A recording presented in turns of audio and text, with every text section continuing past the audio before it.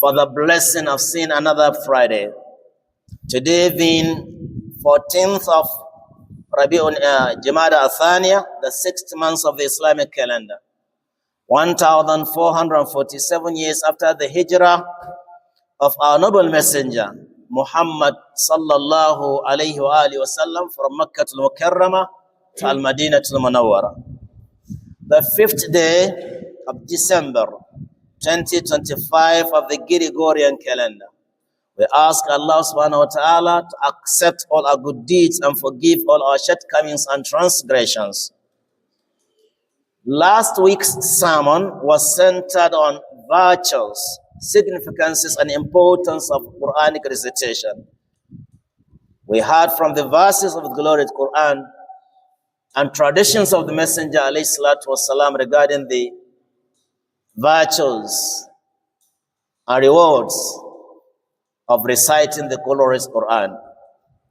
One of them is that it's a transaction, it's a business transaction that has no loss. الذين يتلون كتاب الله وأقاموا الصلاة وأنفقوا مما رزقناهم سرا وعلانية يرجون تجارة لن تبور. Those that are reciting and reading the glorious Quran, the book of Allah, and they are establishing prayers, they spend on what we have given them. They are certainly, on a transaction that has no loss. Allah is going to give them a complete reward for it. And then we also had that the Messenger alayhi salatu says, read this Quran, it is going to become an intercessor on the day of judgment for you, for the reciters. And those that are the people of the Quran are the family of Allah subhanahu wa ta'ala, special family of Allah. So now, with all these virtues and significances, there are certain equities or etiquettes that are required before the fulfillment of those virtues and significances. Some of the etiquettes of Quranic recitation are, number one, to believe that the glorious Quran is a divine revelation from Allah subhanahu wa ta'ala. In fact, it's one of the articles of faith. To believe in Allah, His angels, His messengers, His divine scriptures, the day of judgment, and the decree, the divine destiny, either good or bad. These are the articles of faith. So Quran is a divine revelation from Allah subhanahu wa ta'ala. Therefore, we are expected to have iman on it. And to believe in its purity, that Quran is pure and is the book of Allah. They are the, words of Allah subhanahu wa ta'ala and its virtues. Number two, al-ikhlas, sincerity of purpose. Why are you reading the Quran? Why do you want to recite the Quran? Try to recite the Quran and read the Quran for Allah's sake. Not for anyone to hear you, not anyone to praise you, not anyone to give you something. Because the Messenger said there is nothing more beloved to Allah than a melodious recitation from a reciter of the Quran. You want Allah to listen to you? Read the Quran melodiously. Because you are repeating His words. And Allah loves it so much. And that is why He chooses those people of Quran, the flag bearers of Quran, to be His family. Ahlul Quran, hum ahlullahi wa khasatuh. Therefore, try to read the Quran for Allah's sake. Don't associate or ascribe partner to Allah in the recitation. Don't read the Quran for people to say you are a reciter, or you know how to recite the Quran, or you have put the Quran to memory. No, for Allah's sake, for Him to hear. وَمَنْ كَانَ يَرْجُو لِقَاءَ رَبِّهِ فَلْيَعْمَلْ عَمَلًا صَالِحًا وَلَا يُشْرِكْ بِعِبَادَةِ رَبِّهِ أَحَدًا. Whosoever wants to meet Allah in peace and not in pieces should worship Allah and not associate, ascribe partner with Allah subhanahu wa ta'ala in His ibadah. وَمَا أُمِرُوا إِلَّا لِيَعْبُدُوا اللَّهَ مُخْلِصِينَ لَهُ الدِّينَ. People are not commanded by Allah except to worship Allah with sincerity. You do for Allah's sake. If you are going to read the Quran, read it for Allah's sake. And then in chapter 39, Surah Al-Zumar, قُلْ إِنِّي أُمِرْتُ أَنْ أَعْبُدَ اللَّهَ مُخْلِصًا لَهُ الدِّينَ, that I have been commanded to worship Allah sincerely. In the hadith, you know about it. وَمَا أُمِرُوا إِلَّا لِيَعْبُدُوا اللَّهَ مُخْلِصِينَ لَهُ الدِّينَ حُنَفَاءَ. إِنَّمَا الْأَعْمَالُ بِالنِّيَّاتِ وَإِنَّمَا لِكُلِّ امْرِئٍ مَا نَوَى. That deeds are according to the intention. Yeah, intention matters in everything. So try to clean your intention, purify your intention. Do it for Allah's sake. Try to strike against Satan. Number 3 is also an etiquette of the recitation of the Quran to be instead of purity. Purity of major and minor impurity. Purify yourself from the major impurity like janaba, haida, and the rest. And the minor impurity, that is not having ablution. You should be in the state of ablution. And you sit down while reciting the Quran. Number 4, you sit down calmly with full tranquility and calmness and face the Qibla. Whosoever sees you, he knows that you are worshiping Allah. That's one of the etiquettes of the recitation of the Quran. I'm not saying that you cannot read the Quran. You can read the Quran anyhow. But these are some of the etiquettes that are required. You can read the Quran while you are lying down. You can read the Quran while you are walking, while you are running, while you are on top of your car, or anywhere. But these are some of the etiquettes that are being required in order to achieve 100% rewards of the recitation of the Quran. Number 5, 13. Reciting Quran tajweedically. With tajweed. With the rules and regulations of the recitation of the Quran. And that means you recite every single alphabet, every single letter should be pronounced as it is.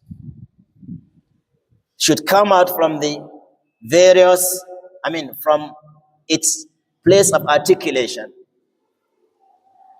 Then after articulating the alphabet, the letters of the Quran, number 6, you should not read the Quran or complete the Quran in less than 3 days or 3 nights. Because the messenger said, if you're going to read the Quran in less than 3 days, you will not understand the meanings of the Quran. Therefore, it was reported that Abdullah ibn Umar, Abdullah ibn Mas'ud, Uthman ibn Affan, Zayd ibn Thabit, they all used to complete the Quran in 7 days, in a week. Every week, they will complete the Quran. In fact, Ibn Abbas used to send one of his boys.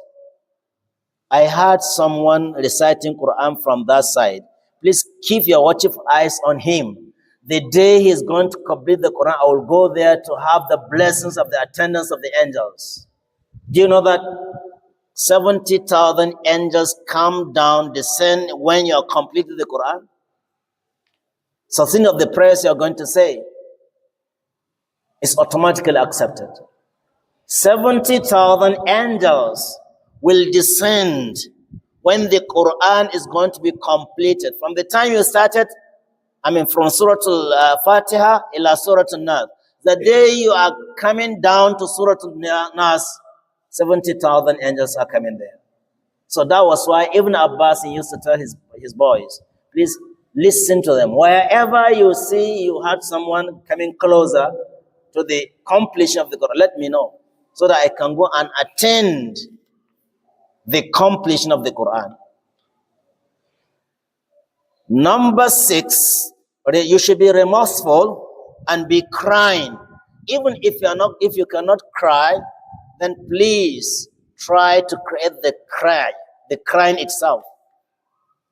Shed tears for the purpose of the recitation of the Quran. And therefore, this one requires knowing the meaning of the Quran. Because you cannot be crying when you don't even know the message content, the content of the message of the Quran. Number 8, beautiful and melodious voice should be used. Try to read or recite the Quran with the best voice that you have. Best sound. It doesn't mean that you must imitate someone. Everyone has a blessing of his own sound, and if he reads the Quran, his voice will be cherished. That is the Qur'an. And whatever you can read the Qur'an, it will be cherished. It will be cherished. Because the Messenger said, Zayin al-Quran bi aswatikum. Beautify the recitation of the Quran with the voice given to you. And he says, whosoever does not read the Quran with the melodious voice is not part of us. And then Allah listen to you. Number 9, hide your recitation if possible. If you fear the riyah, if you fear the show off, then try to hide yourself. Because the Quran is being recited for Allah's sake. If you know that you are not going to, you will be taking yourself into show off, then hide yourself. The Messenger says, he who conceals his recitation is the same as someone who conceals his sadaqah. A hidden sadaqah is more preferable in the sight of Allah. Into the sadaqati fani'immahi. He said, if you open your sadaqah and give it outside to everyone, it's okay.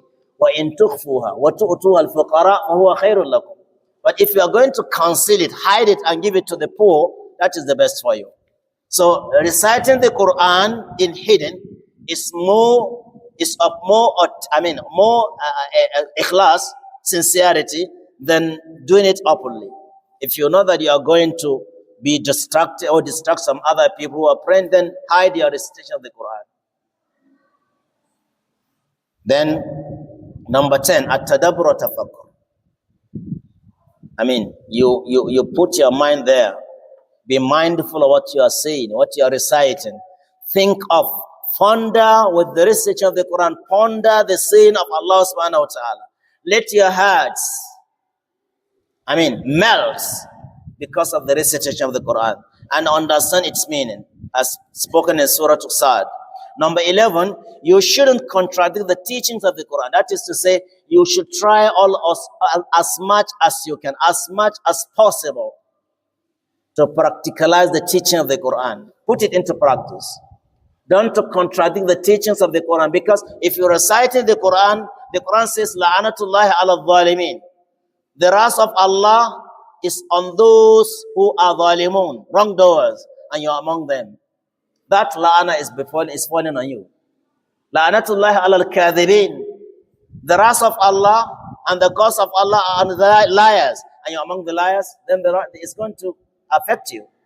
So try not to contradict the teachings of the Quran. Whatever is said, the do's and do nots should be taken, you should keep them in mind. Do the do's and stay away from the do nots. Number 12, which is the last, not the least, try to possess the qualities and attributes of the people of Quran.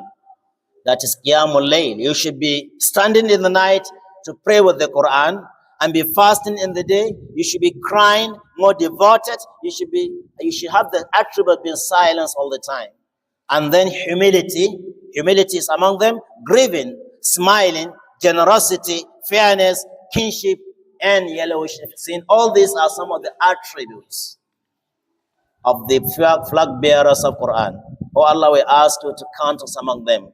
Allahumma ja'alna min ahli al-Quran alladhina hum ahluka wa khassatuka ya arhamar rahimin ya rabbal alamin, wa ja'alna mimma yuqalu lah اقرأ ورتل كما كنت ترتل في الدنيا يا أرحم الراحمين يا رب العالمين. السلام عليكم ورحمة الله وبركاته.